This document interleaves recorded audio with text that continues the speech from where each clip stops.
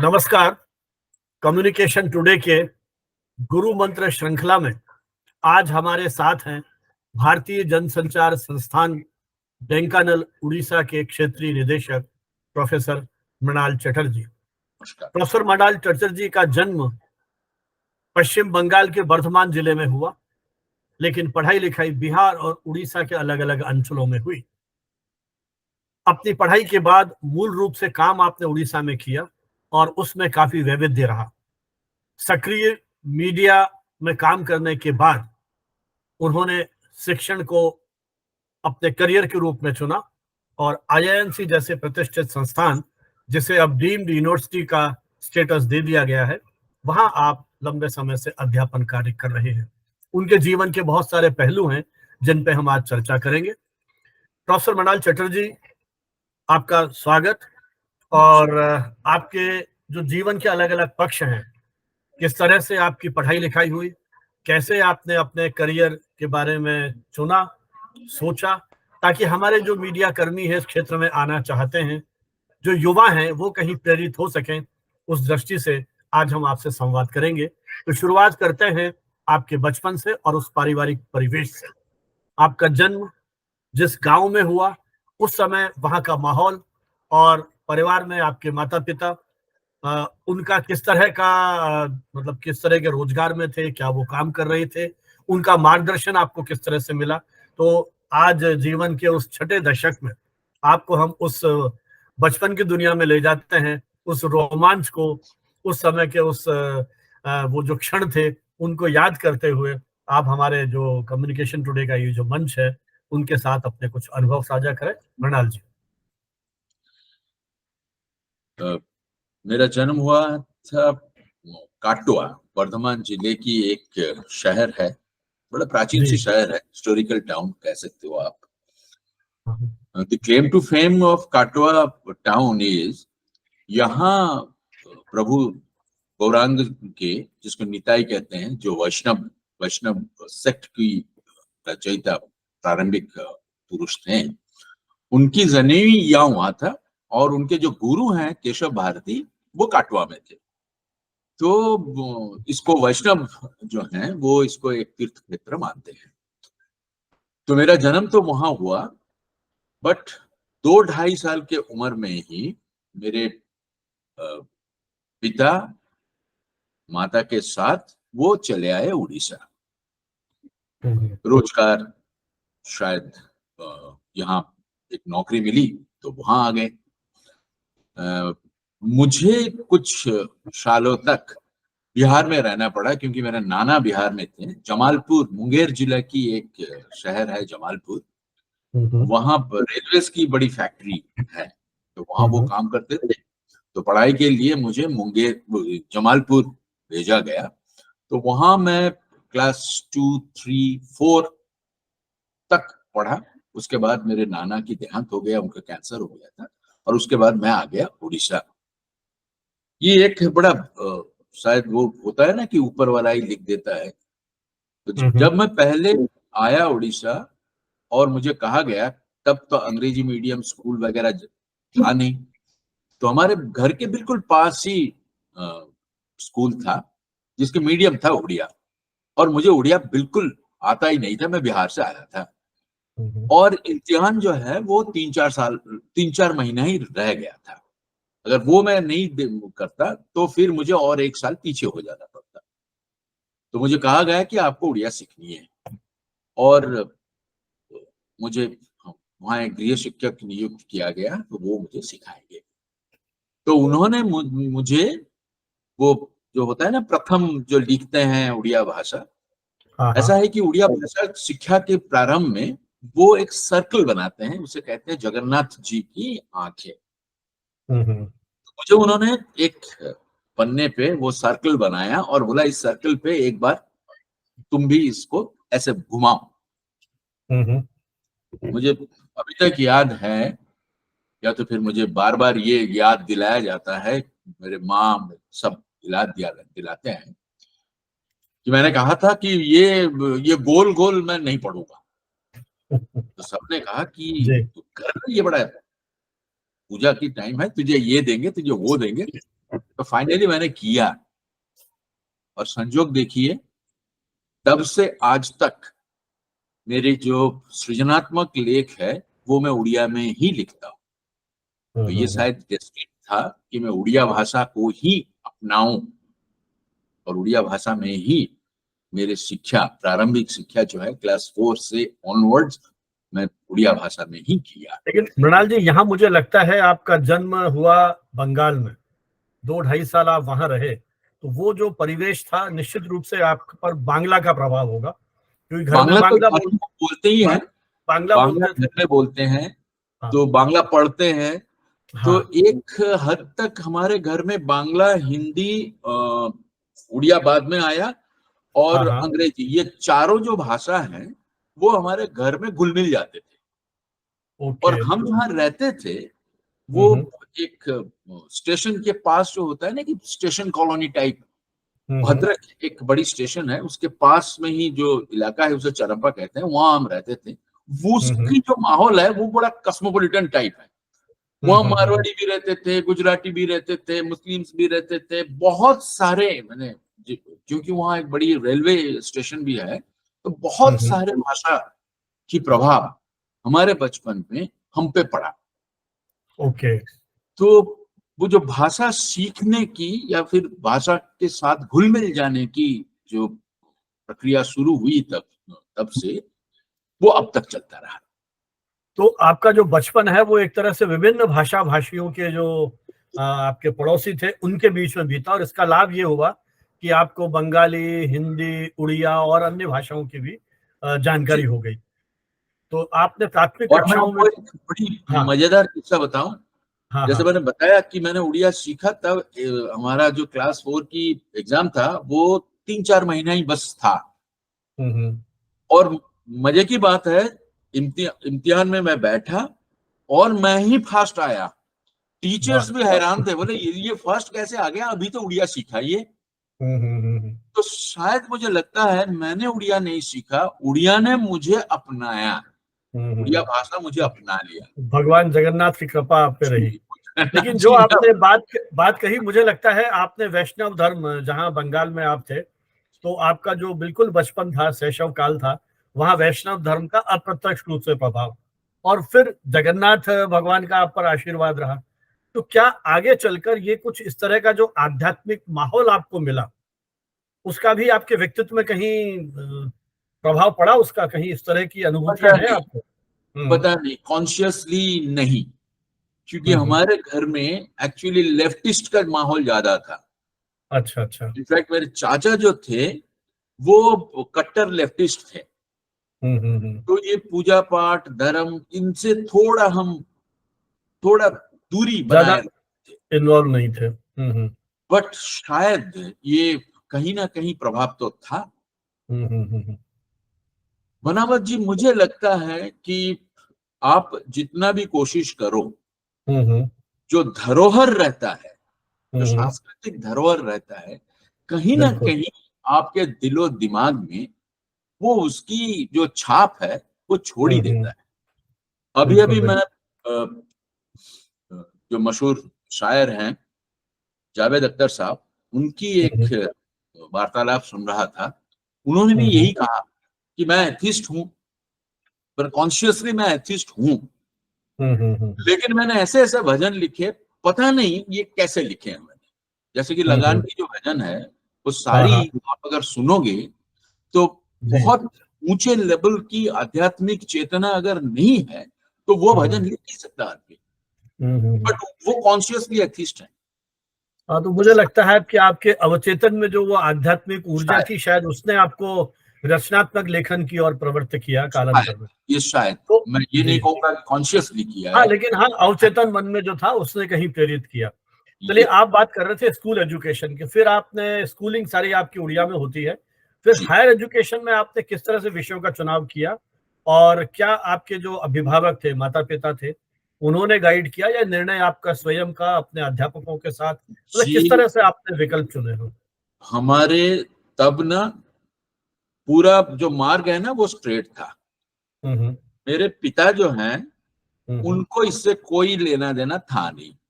शायद उनको पता भी नहीं था मैं किस क्लास में पढ़ रहा हूँ। वो बिल्कुल इससे दूर रहते थे, वो अलग ही लेवल पे थे।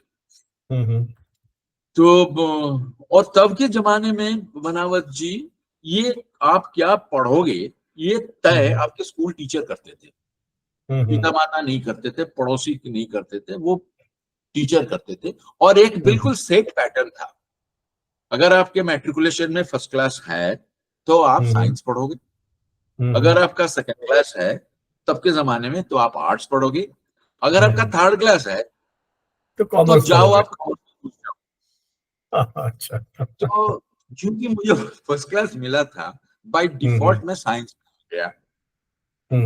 साइंस जब 2 साल पढ़ा था, आईएससी था 2 साल साइंस में पढ़ा, तो आधे में ही मुझे लगा कि ये मेरी बस का बात है नहीं। स्पेशली मैथमेटिक्स तो बिल्कुल ही नहीं है, अगर मैथमेटिक्स नहीं है तो फिजिक्स भी आधी नहीं है। तो जैसे तैसे मैं फर्स्ट क्लास तो हो गया आईएससी में, मेरे टीचर्स भी हैरान थे इसको फर्स्ट क्लास मिला कैसे। बट तब से जब आईएससी में था तब से मेरे एक टीचर थे शौरेंद्र बारिक, मैं फॉर्चुनेट हूँ, मुझे बहुत अच्छे अच्छे टीचर अध्यापक थे, उनकी मार्गदर्शन मिला। तो उन्होंने मुझे ये लिटरेचर, सोशियोलॉजी, एंथ्रोपोलॉजी, मतलब ये जो ह्यूमैनिटीज हैं इसके तरफ उन्होंने रुख को मोड़ दिया। ये उनकी बदौलत है, वरना मैं तो पॉलिटिक्स में भी गया था तब आईएससी के वक्त, वो पॉलिटिक्स में भी जाना चाहता था, ये भी करना चाहता था, वो भी करना चाहता, जैसे होता है। तो आईएससी के बाद मैं बीए में आ गया, अंग्रेजी की ऑनर्स ले लिया। फॉर्चुनेटली सौरेंद्र सर जो थे, अभी वो गुजर गए, तो वो भी थे अंग्रेजी के बड़े जाने माने अध्यापक और बड़े अच्छे कवि, उनको साहित्य अकेडमी अवार्ड भी मिला बाद में। तो बस उनके देख रेख में मैं इंग्लिश लिटरेचर में ग्रेजुएशन करने लगा और अच्छा किया। ये कहाँ से किया आपने, कौन सी यूनिवर्सिटी से? भद्रक कॉलेज। अच्छा। भद्रक स्टेशन से 4-5 किलोमीटर दूर है, हमारे घर से 4-5 किलोमीटर दूर। वहां वो बड़ी अच्छी कॉलेज थी, उस कॉलेज की माहौल भी बड़ा अच्छा था, बहुत अच्छे टीचर्स, और एक ऐसा माहौल था जिसमें बड़ा खुलापन था। आप टीचर के साथ किसी भी विषय पे सीरियस वार्तालाप कर सकते हो, आप ड्रामा कर सकते हो, आप थिएटर कर सकते हो, आप लिटरेचर कर सकते हो, आप मतलब एक खुलापन वहां बहुत था। तो वो कॉलेज की जो माहौल है और ये जो टीचर्स हैं, मुझे लगता है कि ये मेरे लिए तो बहुत सौभाग्य की बात है कि वहां इस तरह की माहौल मुझे मिला। और वहां से बीए करने के बाद, तब हर कोई अगर बीए ठीक ठाक पास कर लेता है तो उसकी एक सपना होता है कि रेवेंशा कॉलेज में जाके पढ़े। तो आ गया रेवेंशा कॉलेज, वहां एमए कर लिया। बस एमए करने के बाद मुझे लगा कि बस हो गया पढ़ाई, अब नौकरी में जाना चाहिए। तो मैं लेक्चरशिप, तब बहुत जल्दी मिल जाता था लेक्चरशिप, तो एक प्राइवेट कॉलेज में लेक्चरशिप मिल गया मुझे। उसके बाद Maharshi college of natural law Bhubaneswar में था, वहां आ गया। महर्षि कॉलेज में 1 साल मैं पढ़ाया, यंग टीचर था तब। मैं इतना बूढ़ा नहीं दिखता था, बड़ा यंग दिखता था, दुबला पतला। ये लगभग कौन से ईयर की बात है? 80s की बात है। 80s की बात है जी। 82 में मेरे एमए हुआ और 83 में ये महर्षि कॉलेज ऑफ नेचुरल लॉ में मैं आ गया। तब 23 साल की उम्र है मेरा। तो 1 साल पढ़ाया, शैली, बायरन, कीट्स सब पढ़ाया। और ये पढ़ाते पढ़ाते एक टाइम पे मुझे लगा कि इसमें चैलेंज नहीं है, लाइफ में कुछ चैलेंज होना चाहिए। और उसी दौरान संवाद नया न्यूज़पेपर, नया अखबार वो निकला और एक एड आई, तो मैंने अप्लाई किया। मुझे लगा कि जर्नलिज्म बड़ा एक्साइटिंग होगा, उसमें चैलेंज बहुत होगी, दूर दराज जाने की मिलेगा, अवसर मिलेगा, लोगों से मिलने की अवसर भी मिल जाएगा। तो I was selected and I joined as a trainee journalist, sub editor. Lectureship छोड़ के बिना किसी फॉर्मल डिग्री के आप सीधे शिफ्ट कर गए जर्नलिज्म में? हाँ, नहीं, इस बीच एक सरकारी नौकरी भी आया था, वही लेक्चररशिप की, वो थोड़ा दूर था, तो मैंने कहा इसे नहीं करता हूं मैं कुछ चैलेंज के, जो दिल ने चाहा वही करते हैं, तो इसे छोड़ते हैं, यहाँ जाते हैं। तो आ गया जर्नलिज्म में, ये 84 की बात है। लेकिन मृणाल जी, जब आप पढ़ते थे बीए और एमए में, क्या उस समय कुछ जर्नलिस्टिक आपका एप्टीट्यूड था? कहीं आपने इस तरह की रिपोर्टिंग, फीचर राइटिंग या क्रिएटिव राइटिंग कुछ आप करते थे इस तरह का? मिडल्स लिखता था, अच्छा। फीचरिस्ट टाइप कुछ लिखता भी था, और वो यहाँ के प्रगतिवादी करके एक अखबार है, इस साल अच्छा, उसकी उसमें 50th ईयर है। ये जो एडिटर हैं प्रद्युम्न बल, मैं उनके नाम जरूर लूंगा, क्योंकि मुझे जर्नलिस्ट बनाने में या तो फिर जर्नलिज्म में आने के लिए उनका एक रोल है। तो तब मेरा उम्र, एमए पढ़ रहा था मैं, उम्र था 21-22। ही रोट मी अ लेटर, मैंने एक ऐसे ही एक मिडल लिख के उनको दे दी, उनके पेपर को भेज दिया था। He wrote me a letter, तब एडिटर खुद उन्होंने कहा कि आप क्या हमारे पेपर के लिए रेगुलर लिखोगे? ओके। क्या बिल्कुल लिखूंगा। और मैं लिखना शुरू किया, छोटी लेट मिडल्स, उसके बाद एक दो फीचर भी मैंने लिखा, लेकिन कॉन्शियसली जर्नलिज्म में जाऊंगा तब नहीं सोचा था। ये सोचा मैंने जब लेक्चररशिप 1 साल कर लिया, तब मुझे लगा कि इसमें मजा नहीं आ रहा है, मुझे कुछ चैलेंज चाहिए, तो इसलिए मैं शिफ्ट कर गया जर्नलिज्म। अच्छा, चूंकि आपने अंग्रेजी माध्यम में सारी पढ़ाई की, ग्रेजुएशन और पीजी में, तो आपको इतना विश्वास था कि उड़िया भाषा भी आपकी उतनी बढ़िया है जी जी कि अखबार में आप दोनों भाषाओं का आप समान अधिकार से लिखते हाँ रहे? हाँ, जी मुझे जी। उड़िया और अंग्रेजी दोनों में मैं बहुत ही कंफर्टेबल हूँ। मैं हम्म। बांग्ला में भी बहुत कंफर्टेबल था। इनफैक्ट मैं कुछ सालों तक बांग्ला में 1-2 पेपर के लिए मैं लिखता भी था रेगुलरली। बट अब बहुत दिनों तक मैं बांग्ला लिखने में वो थोड़ा रस्टी हो गया, मैं लिख सकता हूँ लेकिन उस लेवल का नहीं हो रहा। तो अच्छा मृणाल जी, आपकी ट्रेनी जर्नलिस्ट के रूप में यात्रा शुरू हुई, जी, आपको डेस्क पर लगाया, सीधा रिपोर्टिंग पर भेज दिया, या कोई? संवाद नया पेपर था, तो वो कुछ हाँ। नया करना चाहते थे, तो उन्होंने ये सिस्टम किया कि आप डेस्क में हो, कोई बात नहीं, आप रिपोर्टिंग में भी जा सकते हो, आप आइडियाज दो, फिर रिपोर्टिंग में जाओ, रिपोर्टिंग करो। इस तरह की जो switching from what this desk to field and field to desk, वहां अलाउड था। और बहुत अपॉर्चुनिटी हमको, सौम्यरंजन पटनायक थे एडिटर, टॉम भी थे। सौम्यरंजन पटनायक बाद में एडिटर हुए, पहले तो सुरेंद्र महांती एडिटर थे। सुरेंद्र महांती बहुत ही जाने माने लिटरेटियर हैं, साहित्यिक हैं, यहाँ की केंद्र साहित्य अकादमी अवार्ड विनर, उड़ीसा केंद्र साहित्य अकादमी के भी वो सभापति रह चुके हैं, और बहुत ही अच्छे लिखते हैं। तो वो थे पहले एडिटर, तो उनकी जब काफी उनकी बुजुर्ग हो गए, तो उसके बाद सौम्यरंजन पटनायक खुद एडिटर बने। वो मालिक भी थे, एडिटर भी थे। तो उन्होंने बहुत फ्रीडम दे रखा था कि आप ये करना चाहते हो, yes, go and do it. तो मुझे लगता है कि वो इतनी फ्रीडम जो हमें दिया, हमने गलती भी बहुत की, काफी गलती, आज की तारीख में ऐसा करता था नौकरी से निकाला जाता। तो अच्छा। काफी गलतियां भी की, बट उन्होंने उसे बोला ठीक है, गलती हुआ तो हुआ, चल। वो गलतियां कुछ आपको याद आ रही है? किस तरह की गलतियां थी जो आज भी कभी आप याद करते हो तो बहुत हंसी सारे, आती हो? हाँ डेस्क हाँ। में फोटो उलट पुलट हो जाने से लेके पूरा पेज की, तब ना ये बिठाया जाता था एक पेज में, वो पीटीएस कहते थे, फोटो टाइप सेटिंग, उनमें से निकलता है, उस काट के जोड़ा जाता था। तो सब एडिटर का काम था वो पेज को देखना, ये ठीक है कि नहीं, और जो फ्रंट पेज में निकला हुआ है अगर उसका कैरी ओवर है तो वो भी ठीक बैठा है कि नहीं बैठा है, ये काम था सब एडिटर का। ये बड़ा बोरिंग काम था। अक्सर मुझसे ये गलती हो जाती थी कि वो होता ही नहीं था। तो अच्छा। आज की तारीख में अगर ऐसा गलती होता है तो आप नौकरी से पक्का निकाला जाओगे। तो तब उन्होंने बहुत माफी की। रिपोर्टिंग में काफी सारी गलतियां की, किसी की बात तो सुन के मैंने लिख दिया, बाद में पता चला कि ये गलत है। ऐसी ढेर सारी गलतियां छोटी मोटी की, अच्छा अच्छा। बहुत बड़ी गलती नहीं की बट छोटी मोटी गलतियां हाँ बहुत हाँ हाँ, ठीक है। तो गलतियां तो जीवन का पार्ट ही है। जी। तो आप कितने साल रहे उस समाचार पत्र में? और उस समाचार पत्र में मैं इन 2 फेजेस 15 साल रहा। 2 फेजेस क्यों? अच्छा अच्छा। 10 साल तक रहा, फिर मैंने सोचा हम खुद कुछ करते हैं, तो हम 4-5 वहीं काम करते थे, वो हम निकल के हम अपना कुछ करना चाहते थे, हमने किया, but it didn't click.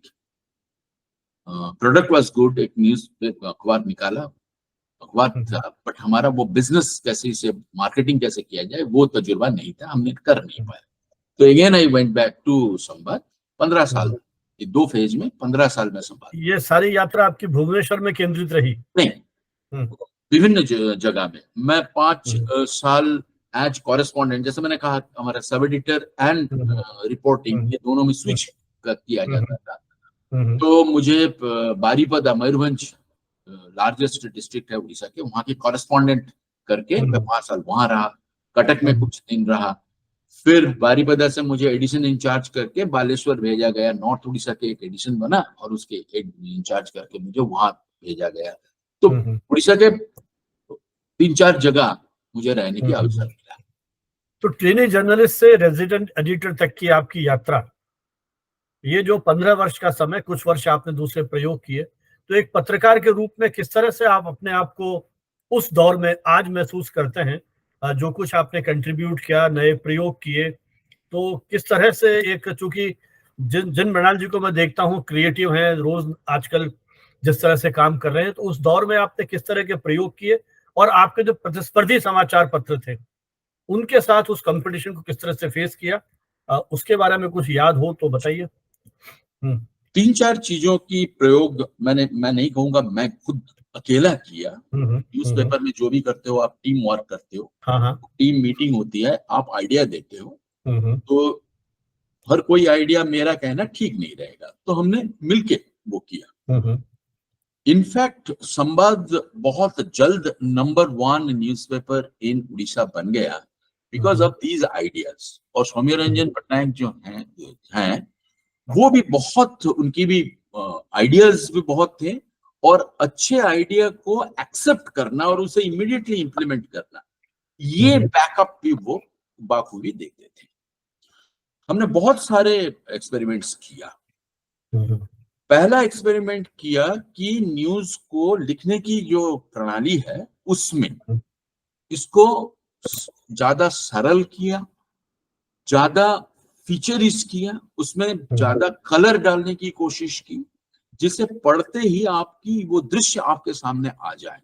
Language को लेके हमने काम किया, हमने वो प्रेजेंटेशन को काम किया, और एक काम हमने किया, फीचर्स ज्यादा डालने लगे। कि एक न्यूज़पेपर, हम 80s के बात कर रहे हुए, 80s में ज्यादातर न्यूज़पेपर की जो कंटेंट था वो ज्यादातर था पॉलिटिक्स और क्राइम। उसके अलावा जो था दुनिया में बहुत ही कम उस तरह से आते थे और हार्ड न्यूज ज्यादा होता था। तो हमने धीरे धीरे उसमें बहुत सारे जिंदगी की बहुत सारे पहलुओं को खबर के दुनिया में उसको लाना और इंटरेस्टिंग तरीके से लाना, ये हमने वहां ये प्रयोग किया। और मुझे लगता है कि ये प्रयोग, कोई न्यूज़पेपर जब सक्सेस होता है 3-4 वजह होती है उसकी। पहला वजह तो होता है उसकी कंटेंट, दूसरी वजह होता है उसकी मार्केटिंग, तीसरी वजह होता है उसकी सर्कुलेशन, कितना जल्दी वो लोगों के पास पहुंचता है। ये दो में हमारा ज्यादा कंट्रोल नहीं था। तो फर्स्ट था कंटेंट, उसमें हमने बहुत सारी एक्सपेरिमेंट्स किया। फोटोज, कार्टून्स, विजुअल्स, इसका इस्तेमाल करना। संवाद was probably the first newspaper in Odisha to employ professional cartoonists on employment basis। उससे पहले एक न्यूज़पेपर उड़ीसा में, न्यूज़पेपर में मंथली सैलरी लेके कार्टूनिस्ट रहेगा, उसकी एक केबिन होगा, वो डेली कार्टून करेगा, डेली पॉकेट कार्टून करता है, यहाँ कार्टून करता है, ऐसा नहीं था। तो ये सारी जो चीजें, एक रविवार की अलग सी वीकली सप्लीमेंट होगा, उसमें इस तरह की स्टोरी जाएगी, एक एक स्टोरी जिससे पहले कोई सोच भी नहीं सकता था इस पे स्टोरी बन सकता है। तो इस तरह की जो स्टोरी बनाना, ये सारी प्रयोग हम लोगों ने मिलके वहां किया। अच्छा मृणाल जी, मुझे लगता है कि जो ये आपने प्रयोग किए उसके पीछे कहीं ना कहीं आपका साहित्यिक रुझान शायद महत्वपूर्ण रहा होगा, क्योंकि जी आप बिल्कुल। स्वयं जो आपके साहित्यिक का आपका जो व्यक्तित्व है ना। लेकिन ये मुझे आश्चर्य होता है कि उड़िया की जो पत्रकारिता है उसमें 80 के दशक में वो साहित्यिक पुट मिलता है, क्योंकि उसके कंपैरिजन में यदि मैं 70 और 80 की हिंदी पत्रकारिता की बात करूं तो उस समय बहुत श्रेष्ठ साहित्यिक पत्रिकाएं और समाचार पत्रों के भी साहित्यिक परिशिष्ट काफी लोकप्रिय होते थे। चाहे हमारे राजस्थान में राजस्थान पत्रिका है, नवभारत टाइम्स है, उधर धर्मयुग, साप्ताहिक हिंदुस्तान, दिनमान, रविवार, बहुत सारे पत्र निकलते थे, सारिका थी जैसे। तो ये जो, और हमारे यहाँ तो जो जो आपने सप्लीमेंट्स की बात की, रविवार के थे, मिड सप्लीमेंट थे, जैसे बुधवार को निकल रहे हैं, शनिवार को निकल रहे हैं, तो वो बहुत वैरायटी देखने को मिली। तो क्या कारण है, क्या लगता है आपको कि जो उड़िया भाषा का जो साहित्य है उसकी भी बहुत एक समृद्ध परंपरा है, तो अखबारों में ये 80 के दशक में इस तरह की प्रवृत्ति। हाँ। खाली खाली हमारी नहीं, ये हम्म साहित्य न्यूज़पेपर में उड़ीसा की एक समृद्ध परंपरा है। पहली जो हम्म। न्यूज़पेपर था 1866 कल दीपिका, वहां से साहित्य अच्छा अच्छा, एक एक अभिन्न अंग धारा के रूप बना में हुआ चलता है। रहा। जो जो संवाद ने किया वो है लैंग्वेज को सिंप्लीफाई किया। ओके। संवाद में भी बहुत अच्छे साहित्यिक रह चुके हैं, रहे थे, हम्म अभी भी हैं। इनफैक्ट हम्म सुरेंद्र महांती खुद वो बड़े हम्म बड़े दिग्गज साहित्यिक माने जाते थे। हमारे कोलीग थे हम्म गिरिजा भाई, हमारे कोलीग थे गौर हरिदास, असित महांती, ये सब बड़े अच्छे हम्म। साहित्यिक हैं। तो वो माहौल तो था। जी जी। अच्छा, लेकिन अब जो मृणाल चटर्जी एक अखबार के प्रभारी के रूप में नए प्रयोग कर रहे हैं, साहित्य गुण दे रहे हैं, भाषा को एक सरलीकरण की ओर ध्यान दे रहे हैं, और जो करियर के शुरू में अध्यापन जिनको लगता था कि उसमें वो जीवंतता नहीं है, कुछ नया करने को नहीं है, रूटीन का काम है, वही पढ़ के पढ़ा रहे हैं, वही मृणाल चटर्जी एक मोड़ पे जाके सोचते हैं कि फिर मैं अध्यापन की ओर जाऊं। तो क्या कारण था? अखबार की व्यस्तता, दबाव, प्रतिस्पर्धा, क्या ऐसे कारण थे जो उनसे आप टीचिंग की तरफ उन्मुख होते हैं? तीन चार कारण। जी। एक, जो चैलेंज की बात मैं कर रहा था, हम्म जो जो है कि मैं दिन भर काम करके घर आऊं और मुझे लगे, सेटिस्फेक्शन लगे अंदर से। हम्म जब तक मैं रिपोर्टिंग वगैरह में था तब तक वो था, पैसा ज्यादा नहीं था। हम्म शायद मैं अगर टीचर होता तब तो गवर्नमेंट लेक्चरर प्रोफेसर की सैलरी बहुत बढ़ चुकी थी। आपको हम्म। याद होगा कि 80s बिल्कुल was the बिल्कुल। time, तब यूजीसी ने वो फिफ्थ ये हाँ बढ़ हाँ, दिया, बहुत बढ़ बिल्कुल दिया। बिल्कुल। मैं तो स्वयं 80 से टीचिंग जॉब में हूँ, तो मुझे मालूम है वो सैलरीज में किस तरह एक से। टाइम पे अचानक बिल्कुल बढ़ सही गया कह रहे हैं। हाँ और हाँ हाँ, बढ़ता ही चला बिल्कुल। गया। तो ये तो है ही है। बट उससे ज्यादा है कि जब मैं बन गया एडिशन इंचार्ज, वो हम्म ज्यादा मैनेजरियल कैपेसिटी है। आप हम्म चीजें करते नहीं हो ज्यादा खुद, आप हम्म मैनेज करते हो, आप हम्म करवाते हो। करने में जो मजा है, जो मजा हम्म आया था, वो करवाने में इतना मजा नहीं आया। हम्म ये सबसे अहम कारण मेरे लिए रहा। हम्म दूसरे कारण, बिल्कुल पैसा, इनकम, ये भी एक कारण है, बट ये अहम कारण नहीं है। अहम कारण है ये वाला जो मैंने आपको हम्म कहा। और एक बात आया तब मैं 40s और 40s तो नहीं, 38 39, मैंने बिल्कुल हम्म 40s में जा रहा था।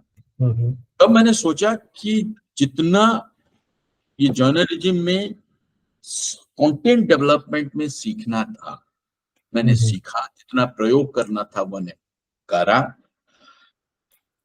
इसको और लोगों तक भी पहुंचाना चाहिए। इस हम्म बीच ऐसा हुआ कि ये आईआईएमसी में मुझे गेस्ट लेक्चरर के तौर पे भी एक दो बार बुलाया गया। मैं यहाँ आया और बच्चों को हम्म पढ़ाया भी, हम्म और मुझे अच्छा लगने लगा to share my experiences and to teach them how do you do it. आप एक स्टोरी लिखते हो तो कैसे लिखते हो, आप एक स्टोरी के लिए जाते हो तो खबरें कैसे लाते हो, आप एक स्टोरी प्लान करते हो तो क्या क्या देखते हो, क्या प्लान करते हो। ये शेयर करना मुझे बड़ा अच्छा लगा। मैंने लगा कि ये एक्साइटिंग हो सकता है और तनख्वाह भी अच्छा था। सो वी डिसाइडेड कि अब स्विच करते हैं। और भाग्य की बात देखिए, तब आईआईएमसी में जब मैं गया तब मेरे पास जर्नलिज्म की डिग्री नहीं थी। बीच में किसी ने, भले आदमी ने कहा कि आप इग्नू से एक डिप्लोमा तो करो, पढ़ो तो सही, इसमें कुछ कुछ पढ़ाई भी है, उसको पढ़ो। तो मैंने इग्नू से एक डिप्लोमा कर लिया था बस, और कुछ नहीं था मेरे पास। बट तब आईआईएमसी की जो एम्प्लॉयमेंट पैटर्न था वो है, आप सीधा इससे ले सकते हो, प्रोफेशनल्स को प्रेफरेंस देते थे। And at that point of time was edition incharge और काफी एक्सपीरियंस भी था, तो I was selected as associate professor. तो ये कौन से वर्ष की बात है? ये 99 फरवरी। अच्छा, तो लगभग 23 साल 24 साल हो गए आपको, नहीं 25 साल हो गए लगभग आपको ऑलमोस्ट अध्यापन के क्षेत्र में। तो जब अध्यापन में रहे, जैसा आपने कहा कि गेस्ट फैकल्टी के रूप में आप जाते रहे और शुरू में जब आपने पढ़ाया, अमूमन ये हमारा अनुभव रहा है कि जब एक पत्रकार क्लासेस में आते हैं तो सामान्यतः वो अपने अनुभव सुनाते हैं और विद्यार्थी को चाहिए टेक्सटुअल जानकारी, ताकि वो, तो उसको आपने कैसे बैलेंस किया? क्योंकि जैसा आपने कहा कोर्स तो आपने बहुत बाद में किया, तो क्या किताबें पढ़ी पत्रकारिता की या कुछ लिखा आपने? काफी पढ़ना पड़ा। इनफैक्ट मुझे ये जो बात आपने कहा ये मैंने महसूस किया। जब वर्किंग जर्नलिस्ट आता है तो अपनी एक्सपीरियंस कहता है, मैं कैसा किया, वो प्रैक्टिकल एग्जाम्पल देके कहता है, लेकिन ये आप 2 दिन कर सकते हो, 3 दिन कर सकते हो, चौथे दिन खत्म हो जाता है। क्या पढ़ो? उसके बाद क्या करोगे? जब आप पढ़ाते हो तो एक स्ट्रक्चर होता है, वो स्ट्रक्चर के हिसाब से आपको पढ़ाना पड़ता है। आपको कहाँ से मैं शुरू करूं, कहाँ खत्म करूं, ताकि ये सारी चीजें लोगों के दिमाग में आए, लोग हैंड्स ऑन कर सके और उसकी जो अवधारणाएं हैं, कॉन्सेप्ट्स हैं, वो भी समझ के करें। जो पढ़ के जर्नलिस्ट होता है, जो सीधा जर्नलिस्ट होता है, उनमें डिफरेंस तो यही है ना बनावत जी, बिल्कुल, कि ये पता है कि मैं ये कर रहा हूँ, उसके फल क्या होगा, या तो फिर मैं कर क्यों रहा हूँ, मैं इस तरह से इसे क्यों लिख रहा हूँ, ये पता है उसे। अगर ये पता होगा तो वो और डिफरेंट थिंग्स ट्राई कर सकता है, क्योंकि उसे कॉन्सेप्ट्स पता है। यही है जो ट्रेंड है, जो सीख के आते हैं, एडवांटेज। तो आपने अपने आप को तैयार किया टीचिंग के लिए भी। क्या इस बीच में जो आपका ये 15 साल का समय निकला, आपने कुछ अकादमिक कार्यों की ओर उस समय ध्यान दिया? जैसे कुछ बुक्स लिखनी है, मीडिया के संबंधित कोई रिसर्च करनी है, किसी फेलोशिप के लिए कोशिश करनी है, उस तरह की आपकी कुछ प्रवृत्ति या कोई रुचि रही? जी, फेलोशिप मैंने 2 किया। एक के बिरला फेलोशिप, वो एनवायरनमेंट मेरा बड़ा करीबी विषय रहा। As a journalist also I kept on writing on environment and science and this and that. तो मैंने के बिरला फाउंडेशन को अप्लाई किया और पीपल्स पार्टिसिपेशन इन एनवायरनमेंट, इस बात पे मैंने 1 साल की एक शोध की। ये जो पर्यावरण पे आपने काम किया, वो पत्रकार के रूप में ही किया आपने? हाँ जी, पत्रकार के रूप में किया, और एक किताब भी उड़िया में इसको लिखना पड़ा, तो एक किताब भी हमने लिखा और काफी सराहा गया वो किताब को, well appreciated. It was probably one of the first books on this issue, people's participation in environmental issues. How do they react to that? How do they engage with environmental issues? And what do they do? I took 4 examples. In 3 of them, people protested. So, for example, in Chulika, there was a attempt by Tata to have a factory there to process prawn and all, and then people protested. The local people protested. वैसे कंदमार्दन में भी protest हुआ था, but there were some areas where people actually joined together to do something for environment. तो इसकी जो पहलू है, इसको मैंने पूछ के ये किताब लिखा था। और centre for science and environment जो डाउन टू अर्थ अब निकालते हैं, उनके लिए मैंने 2 फेलोशिप, 2 साल उन्होंने मुझे फेलोशिप दिया। 1 साल मैंने घराट पे किया। अच्छा। घराट आपको अगर पता होगा, वाटर मिल कहते हैं, ये हिमालय एरियाज में उसको ज्यादातर यूज करते हैं। ये बड़े प्राचीन प्रणाली है जिसमें ये जो झरनाएं आती है ना, वो उसकी जो एनर्जी है उसको यूटिलाइज करके वो आटा भी भून लेते हैं, गेहूं पीस लेते हैं, ये सारी चीजें करते हैं, इसे वाटर मिल कहते हैं। तो I did a study on that and I wrote a report to replicate that in the hilly areas of Orissa. और अब ये बहुत साल पहले की बात कर रहा हूं मैं, 90s में ये किया था। अभी हाल में मैं गया था साधन उड़ीसा, वहां जिरांगो करके एक जगह है, वहां एक मोनास्ट्री है, पद्म संभव मोनास्ट्री, तिबेटियन सेटलमेंट है, मोनास्ट्री है। वहां एक डैम है, वो डैम में वो यही इससे उन्होंने इंप्लीमेंट किया है। लेकिन मृणाल जी, ये बड़ा रोचक है कि आपने पढ़ाई की लिटरेचर की और शुरू की आपकी यात्रा रही जर्नलिस्ट की, और जो शोध की प्रवृत्ति है वो पर्यावरण और विज्ञान। तो ये, क्योंकि ये भी एक विशेषज्ञता का स्पेशलाइज्ड फील्ड है, क्योंकि पर्यावरण संबंधी मुद्दों को समझना, साइंटिफिक उन चीजों को समझना, तो उसके लिए क्या कोई फॉर्मल ट्रेनिंग ली आपने, या सब स्वयं पढ़ करके इन सारी चीजों में आपने लिखा और समझा चीजें? अलग इंस्टीट्यूशनल ट्रेनिंग तो मैंने नहीं ली, लेकिन मैंने बहुत पढ़ा, क्योंकि ये बातें ना मुझे बड़ा, I took a keen interest on this, ये होता कैसे है। और जितना आप गहराई में उसमें जाओगे तो मुझे लगने लगा ये बड़े सिंपल चीज है, ये बड़े इजी है। हम अपने पर्यावरण को ठीक कर सकते हैं, ठीक रख सकते हैं। इसके पीछे की जो साइंस है, अगर हम इसे ध्यान से पढ़ें तो हम समझ जाएंगे कि इसको करना इतना मुश्किल नहीं। तो ये बात जितना आप पढ़ोगे उतना क्लैरिटी आएगा। तो मैंने पढ़ने का शौक सारी आपको पढ़ाई शुरू से रहा। जी। तो और साइंस पे ये एंड एनवायरनमेंट पे मैं वीकली कॉलम भी लिखता था प्रजातंत्र में, विपन्न वसुधा, उड़िया में विपन्न वसुधा इज एंडेंजर्ड वर्ल्ड, इस नाम पे। आपको अनुमति थी उस समय दूसरे अखबार में कॉलम लिखने की, या बाद में लिखना शुरू किया? अच्छा जी, आप दूसरे अखबार में लिखते थे उस समय। वो अच्छा, ज्यादा कुछ ये जो आपके साहित्यिक रुझान भी हैं, आपने उपन्यास भी लिखे और साहित्य की अन्य विधाओं में भी लिखा, ये शुरुआत कब से होती है? जब पढ़ते थे स्कूल में तब से, या ये बाद में विकसित किया आपने? स्कूल में। ये भी एक रोचक किस्सा है। शुरुआत हुआ यूं, एक बारिश की दिन था और जो हमारे टीचर आने वाले थे स्कूल के जमाने में, 8 9 ऐसी कुछ, तो जो क्लास लेने वाले थे वो आए नहीं। और हमारे एक हिंदी टीचर थे जिनकी एक ग्रोसरी की दुकान भी था पास में, तो उनको हेडमास्टर यूज करते थे, जब कोई टीचर नहीं आएगा तो उसे भेज दो और वो किसी तरह से मैनेज कर लेंगे क्लास।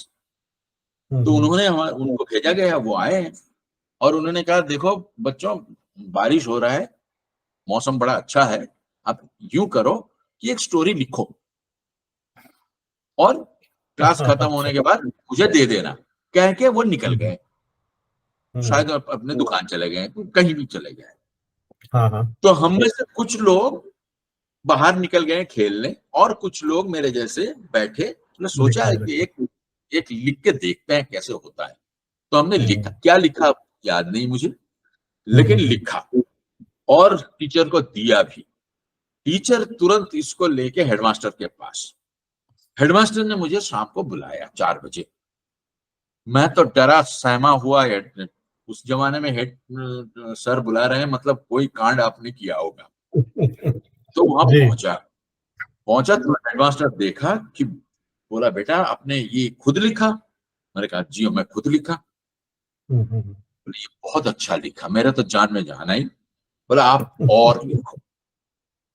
तो इस तरह से ये शुरुआत हुई और शिक्षकों के प्रोत्साहन से। ये प्रोत्साहन कहिए, बाय हाँ डिफॉल्ट कहिए, जो भी कहिए। हाँ हाँ हाँ हाँ हाँ हाँ। कॉलेज में ऐसा हुआ कि भद्रक कॉलेज में, जैसे मैंने आपको बताया, बड़ा अच्छा माहौल था, बड़ा क्रिएटिविटी, पॉजिटिव और पॉजिटिव क्रिएटिव माहौल था। तो वहां हमने लिखना चालू किया और फॉर द फर्स्ट टाइम एक वॉल मैगजीन निकाला, प्राची नाम था।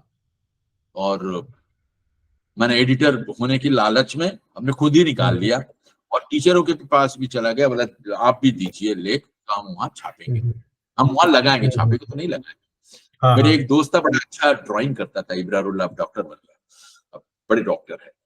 तो वो उसको ड्राइंग करता था, लिखता था, और मेरा काम था टीचरों से लाना, दोस्तों से लाना और उसे एडिट भी करना, करके लगाते थे। तो ये माहौल बनता चला गया और छपा भी। जब छप गया तो और आ गया एंथू, तो ऐसे ही शुरू हो गया। मेरे पहली जो किताब है, कॉलेज में माहौल अच्छा था, टीचर बहुत एनकरेज करते थे, तो बस लिखना हो गया और वो छप भी गया। जब छप जाता था तो आप हीरो बनते हो, कॉलेज में होता जैसे है, तब की जमाना था, तब टेलीविजन वेलीविजन तो इतना आया नहीं था, तो आप हीरो हो। अगर आपके लेख 3-4 छप गया तो ऐसे ही। और ये जब संवाद में आ गया मैं, तब मेरे पहली किताब भी बड़ा जल्दी आ गया और बड़ी आसानी से आ गया। लोग कहते हैं कि बहुत डिफिकल्ट होता है, पब्लिशर ऐसा करता है, वैसा करता है। शायद उस मामले में मैं बड़ा फॉर्चुनेट हूँ, या तो फिर तो वो मेरे जो दोस्त, पहली किताब थी आपकी, वो उपन्यास था या कोई किस तरह का स्टोरी उसका? कलेक्शन। अच्छा, स्टोरी। वो किस समय आया, आप पढ़ते थे तभी या? 91 में आया। 91 में, 91 ओके। तब मैं संवाद में जर्नलिस्ट था। हम्म। हुआ यूं कि मेरे एक दोस्त थे, मैंने कहा कि मेरे कुछ स्टोरीज हो गए हैं, can I get a book published, बोले उसका मैन्युस्क्रिप्ट लो और चलो मेरे साथ। तो उन्होंने गया, वो वहां बिठाया उन्होंने और कहा अच्छा ठीक है, आप छोड़ के जाइए, मैं पढ़ता हूँ और देखता हूँ। 10 दिन के बाद फोन आ गया कि हम छापेंगे, तो छप गया। इतना इजीली हो गया कि लाइक मुझे भी विश्वास नहीं आ गया, मेरा किताब आ गया। उड़ीसा और अन्य गॉड फ्रेंड्स पब्लिशर्स थे, वो उनकी जो पब्लिशर थे वो गुजर गए, और उसकी जो कवर किया था वो हमारे कार्टूनिस्ट मित्र जो हैं किशोर, उन्होंने किया था। वो भी बस बैठ के उड़ीसा और अन्य गॉड पर मैंने उसको स्टोरी समझाया और वहीं बैठ के उन्होंने कर दिया कवर। तो उड़ीसा और अन्य God was my first story collection. It was published in 91. तो उसके बाद लिखता चला गया। मुझे लिखने में बड़ा आनंद आता है जी। अच्छा, लेकिन मृणाल जी, अब आप टीचिंग में आ गए और आपके पास प्रशासनिक दायित्व भी हैं। आप क्षेत्रीय निदेशक या रीजनल डायरेक्टर के रूप में आईआईएमसी के ढेंकानाल सेंटर को लीड कर रहे हैं। निश्चित रूप से एक प्रशासक के पास कार्यों का दबाव बहुत रहता है ना? ऑफिस की एक्टिविटीज भी हैं, फिर क्योंकि आप मेरे ख्याल अकेले ही वहाँ शिक्षक के रूप में हैं, तो क्लासेस अरेंज करना, गेस्ट फैकल्टी अरेंज करना, बहुत सारे काम इसके साथ जुड़े हैं। तो कैसे आप अध्यापन के साथ साथ प्रशासनिक दायित्वों का और पारिवारिक जिम्मेदारियों का निर्वहन करते हुए लिखने के लिए समय निकाल पाते हैं? जी, ये एक मंत्र मैं देना चाहूंगा जो भी यंग लोग हैं उनको, कि ढूंढ ढांड के एक अच्छी बीवी ढूंढ लो। अच्छा। अगर आपकी वाइफ अच्छी हो और घर की जिम्मेदारी पूरा वाइफ को दे दो, आपको सामान वामान लाना ना पड़े, आप चुपचाप मुंह बंद करो, जो वो दे रहे हैं वही खाओ, जो कपड़े बाजार से खरीदते हैं वही पहन लो, और घर की सारी जिम्मेदारी उन पे दे, तो आप फ्री हो गए। और अच्छा। टाइम मैनेजमेंट तो है, and I am fortunate to get a wonderful group of colleagues, okay. जो सारी जो काम हम मिल बांट के कर लेते हैं। मुझे लगता है प्रशासन में अगर आप एक अच्छे सहयोगी ग्रुप आपको मिल गया ना, तो काम बड़े आसान हो जाते हैं। फॉर्चुनेटली मेरे साथ यही हुआ। तो 25 साल की जो शिक्षक की यात्रा है आपकी, उसमें इस प्रकार की चुनौतियां आपको सहन नहीं करनी पड़ी, विद्यार्थियों की तरफ से, कलीग्स की तरफ से, प्रशासन की तरफ से? सहज रूप से आपने सारी चीजों को मैनेज किया? ज्यादा कुछ नहीं, एक दो बार घटनाएं कुछ नहीं घटी ऐसा तो नहीं है, कुछ घटी भी। एक दो बार तो मुझे बहुत बुरा भी लगा, क्योंकि जब कोई आपकी रीजन नहीं सुनते हैं, लॉजिक नहीं सुनते हैं, तब आपको बुरा लगता है। और तब आपको वो थोड़ा सख्त एडमिनिस्ट्रेटर बनना पड़ता है, जो बुरा लगता है। एक लेखक, एक शिक्षक, ये थोड़ा नरम किस्म की आदमी होते हैं, इनकी दिल बड़ा नरम होता है। एडमिनिस्ट्रेटर की दिल नरम होने से एडमिनिस्ट्रेटर नहीं बन पाएगा।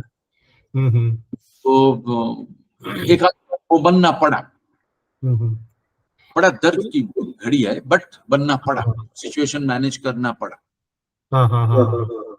तो अच्छा मृणाल जी, आपने हाँ पत्रकारिता में भी काम किया, साहित्य में भी कर रहे हैं, टीचर में, आनंद की अनुभूति कहाँ महसूस करते हैं? सबसे जो आनंद की अनुभूति है वो दो चीजों में होती है। एक, जब आप लिखते हो, जब आप स्टोरीज लिखते हो, किसी काल्पनिक चरित्र को अपने हाथ से जीवित करते हो, घटनाएं जीवित करते हो, वो बड़े आनंद की मुहूर्त है। और दूसरी है, अगर जब आप क्लास लेते हो और आपके जो विद्यार्थी हैं सामने वो रेस्पॉन्ड करते हैं, वो आपको लगेगा, आप भी इतने टीचर हो, इतने सालों से टीचर हो, you will appreciate that, you will understand that कि यू नो दैट वो सुन रहे हैं कि नहीं सुन रहे हैं, वो समझ रहे हैं कि नहीं समझ रहे हैं, वो उनको आपकी बातें उनके जहन में जा रहा है नहीं जा रहा है, ये आपको देख के ही समझ में आ जाएगा। जब आपको लगता है कि हाँ ये सुन रहे हैं, समझ रहे हैं, जहन में जा रहा है, तो वो एक स्वर्गीय अनुभूति है। ये दोनों अनुभूति अपने अपने लेवल पे है, बट दोनों अद्भुत अनुभूति है। चलिए, ये आपने अच्छा कहा कि अपने कार्य के प्रति जो एक समर्पण है, आस्था है, वो कहीं ना कहीं आपको प्रफुल्लित और आनंदित करती है और निरंतर कुछ न कुछ करने की प्रेरणा देती है। लेकिन जिस तरह से आपके व्यक्तित्व में ये वैविध्य रहा, हमारे यहाँ, क्योंकि आपने जिस समय काम शुरू किया, जैसा आपने कहा कि शिक्षकों से आपको मार्गदर्शन मिला, मैं देख रहा हूँ आज के माहौल में इन युवाओं के लिए गूगल सब कुछ हो गया है। शिक्षकों के साथ वो संवाद हो नहीं पा रहा है जो शायद 70, 80 या 60 के दशक में हुआ करता था।